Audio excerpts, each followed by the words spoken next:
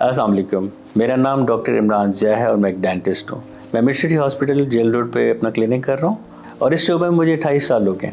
आज मैं आपको बताऊँगा कि जब किसी भी वजह से दांत निकालने पड़ जाएं या दांत ख़राब हो जाएं या किसी हादसे या एक्सीडेंट में दांत निकल जाएं तो उन दांतों को रिप्लेस करने के कितने तरीके हैं। अगर सामने का कोई दांत है तो वो स्माइल करते हुए बहुत बुरा लगेगा जब नहीं होगा। यह मैं आपको बताता चलूँ कि दांत सिर्फ खाने के लिए नहीं होते, दांतों के और भी फंक्शन है। प्रोनाउंसिएशन में दांतों का बड़ा अहम रोल है।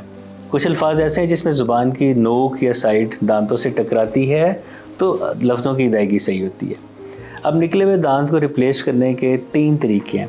एक वो तरीका है जो कि हम बहुत कम इस्तेमाल करते हैं, बल्कि उन पेशेंट में इस्तेमाल करते हैं जिनके मुंह में कोई दांत नहीं होता या किसी और मेडिकल कंडीशन की वजह से जो मैं अगले आपको हल बताऊंगा वो मुमकिन ना हो। पार्शियल डेंचर, जिसको उतार लेते हैं और लगा लेते हैं, हर खाने के बाद साफ़ करते हैं। एक अलहदा से एक्सरसाइज और अज़ियत तो है, लेकिन बाज़ औक़ात इसके अलावा हमारे पास कोई चारा नहीं होता। दांतों को रिप्लेस करने की दूसरी जो सूरत है वो है ब्रिजिंग, यानी कि अगर एक दांत निकल गया तो उसके आगे और पीछे 2 दांतों को हम ग्राइंड करते हैं, उनके ऊपर कैप या क्राउन चढ़ते हैं, उनके साथ जुड़ा होता है तीसरा मिसिंग दांत जो कि निकाल दिया गया या निकलवाना पड़ा या ज़ाया हो गया। इस तरीके को हम कहते हैं डेंटल ब्रिज बनाना। लेकिन इसमें एक कबाहत यह है कि एक मिसिंग दांत की खातिर 2 हेल्दी दांतों को ग्राइंड करके उनकी स्ट्रेंथ को कम करना पड़ता है।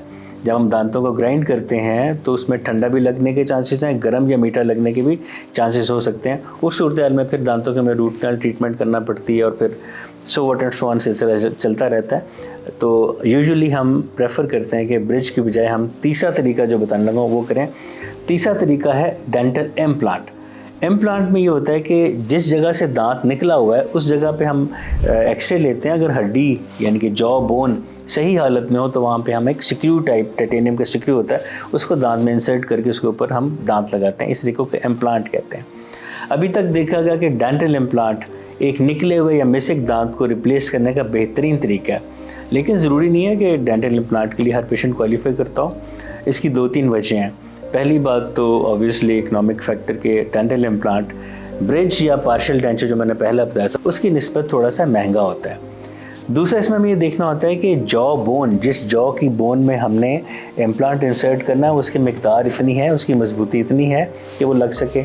इसके लिए मुख्तलिफ टेस्ट करते हैं। एक तो 3D एक्सरे होता है, दूसरा हम विटामिन डी और कैल्शियम का टेस्ट करते हैं ताकि हम देख सकें कि इम्प्लांट के लिए जॉ की जो बोन है, जो जबड़े की हड्डी है, मुनासिब है या नहीं है। तीसरा हमें ये देखना होता है कि इम्प्लांट जिस पेशेंट ने करना है उसके मुंह में इम्प्लांट की जगह है भी कि नहीं। मतलब हम मुंह बंद करवा के देखते हैं। बाज़ औक़ात ऐसा होता है कि पेशेंट दांत निकलवाने के बहुत अरसे बाद हमारे पास आता है, जिससे कि दोनों जबड़ों में जगह कम रह जाती है और इम्प्लांट लगने की जगह बाकी नहीं रहती। इसमें फिर हम कुछ और तरीका इलाज सोचते हैं। दूसरा, इम्प्लांट के लिए एलिजिबिलिटी की जो शर्त है वो ये है कि पेशेंट को अगर कोई और बीमारी है, सिस्टमिक बीमारी, जैसे फॉर एग्ज़ाम्पल डायबिटीज़ या शुगर है और वो कंट्रोल नहीं हो रही है, तो उसमें इम्प्लांट थोड़ा सा डाउटफुल हो जाता है, तो इम्प्लांट ऐसी सूरत में हम नहीं लगा सकते। तीसरे नंबर पे आ जाता है कि जो स्मोकर हज़रात होते हैं, जो चेन स्मोकर हैं, बहुत ज़्यादा स्मोकिंग करते हैं, उनको भी हम इम्प्लांट लगाने से आमतौर पे परहेज़ करते हैं, क्योंकि स्मोकिंग में जो निकोटीन होती है वो मुंह में ऑक्सीजन की सैचुरेशन को थोड़ा अफेक्ट करती है। जब जिस्म के किसी भी हिस्से को किसी भी तरीके से मिलने वाली ऑक्सीजन पूरी मिकदार में नहीं मिलेगी तो वो ऑर्गन सही डेवलप नहीं करेगा, सही उसको ताकत नहीं मिलेगी।